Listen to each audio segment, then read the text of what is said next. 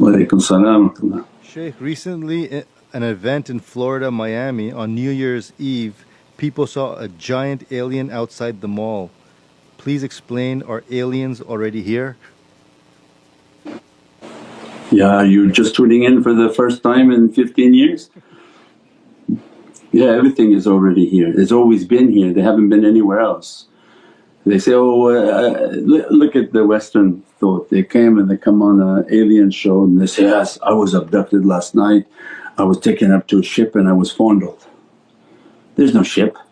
They're all night long in your room doing all of this abuse. The aliens are not alien, they're jinns.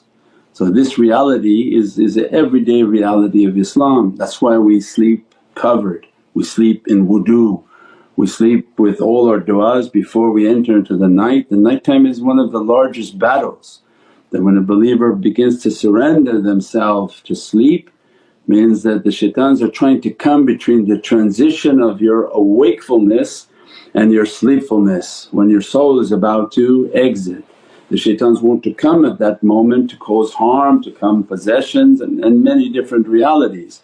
Prophet gave us, like a king would give his knights, the system in which to fight and battle and to arm ourselves against satanic attack and the attack of that kingdom, inshaAllah.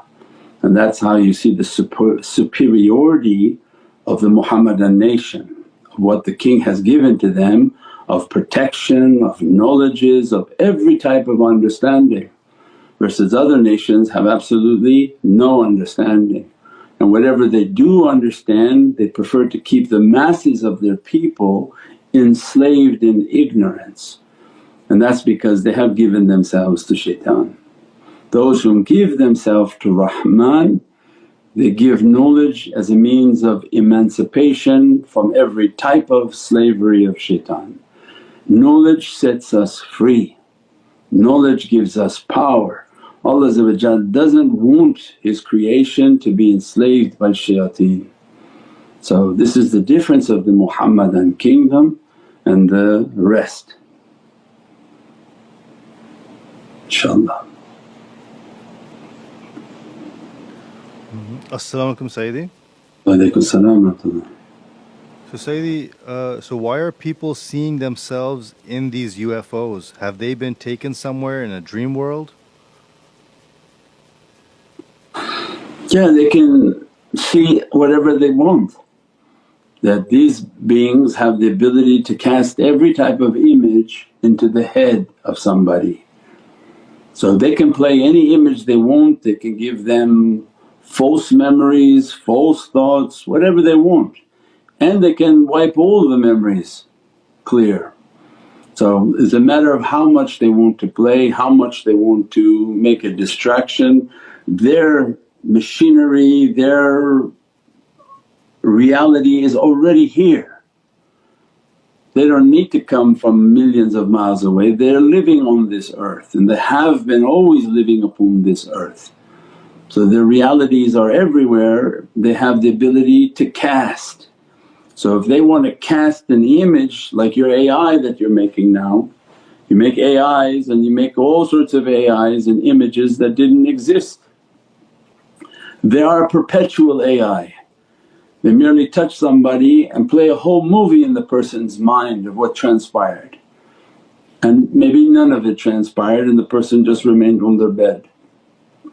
But either way, all of the interactions with them have been harmful, difficulty and bad. And then people came back and said, oh well maybe they just need to experiment, and no, that's their nature is bad. And those that have belief, they don't interfere with creation and they don't interfere with Allah's creation to harm them, because they teach you can't even harm an ant, more or less do experiments upon human beings.